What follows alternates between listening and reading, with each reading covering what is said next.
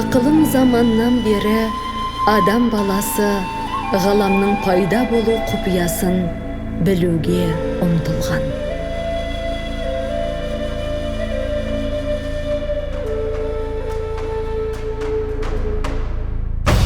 Айналасында пір әйелдер бар, ағене, киелі ана, үш әлемде, жоғарғы, ортаңғы және төменгі әлемде серуендеп, жаңа өмірге тыныс береді.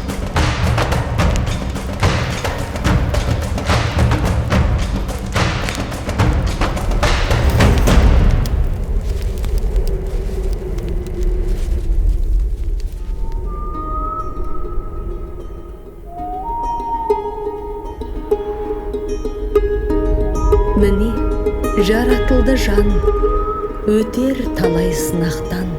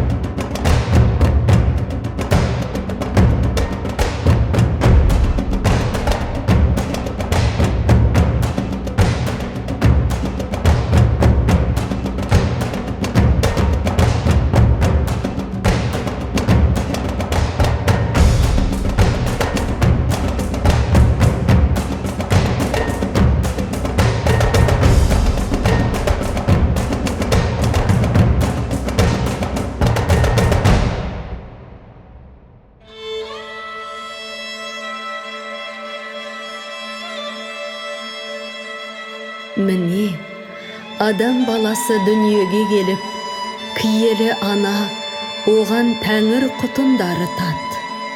Көз алдымызда қысқа болса да жердегі көркем кейпіне енген жан тұр. Осы сынақтардан өткен жанға әлем деген есім берілді. Біздің ғалам да осы есіммен аталады.